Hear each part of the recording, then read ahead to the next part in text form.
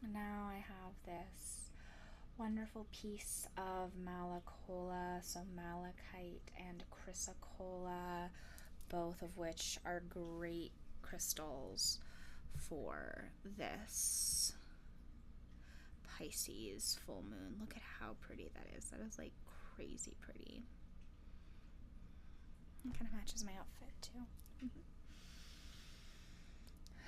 So this is really great for the throat and upper heart chakra, so sort of the bridge between your heart and upper heart, as well as your heart, and just really using it to nourish you. And the word that's coming through is defeatist energy. Any defeatist energy, maybe any sense of giving up hope or not feeling enough, really releasing that and transmuting that with the Malacholla.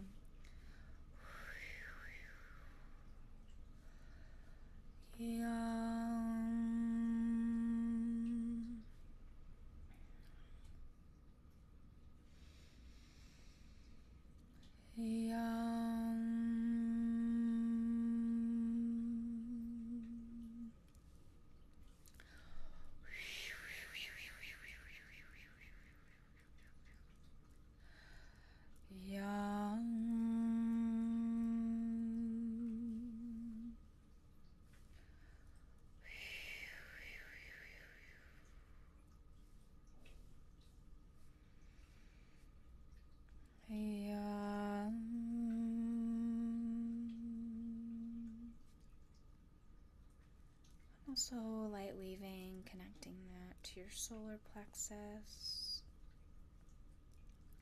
to really create that bridge of energy, that inner light column in between all of your energy centers, so that the energy can freely flow.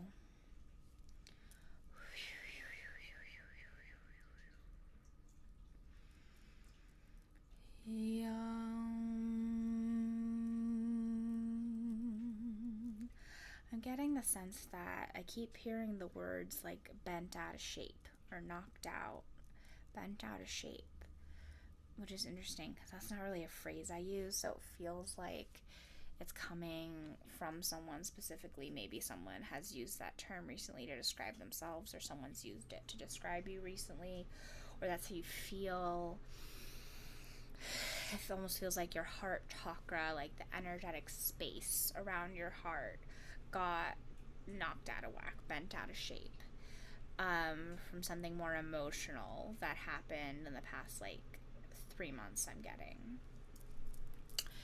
And it feels like this group of people is someone who, they're normally people who feel like they have pretty open energetic heart centers. They normally feel pretty connected to source. They normally feel like pretty safe within their hearts. So to feel so bent out of shape is rather abnormal and like disorienting and disconcerting as well.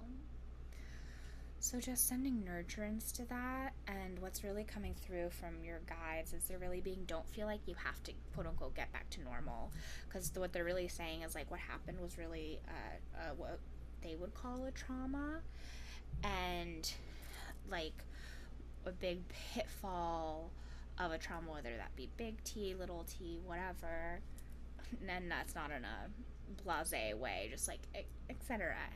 and so forth kind of thing. What they're saying is, sorry, let me click back in.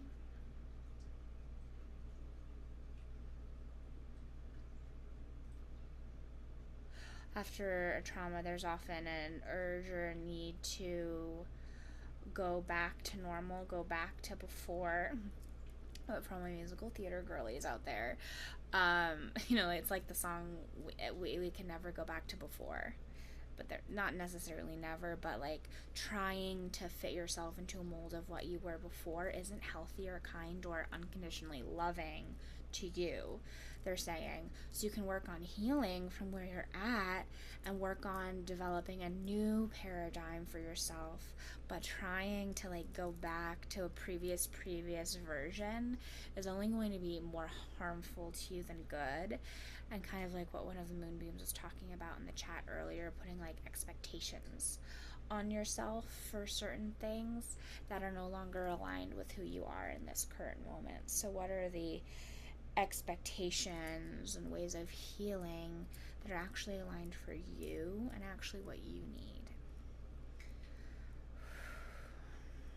So I hope that resonated with some of you and supported you. And feel free to journal or meditate and answer some of those questions that came through. I literally can't even remember what they were, but that's how it is with channeling. It's cool. Just right on out. But you can go back and listen and write down the questions on the replay. Alright, now I am working really at your like almost what could be considered a halo area in the space around your crown and your third eye, but more in your auric field as opposed to the chakra itself.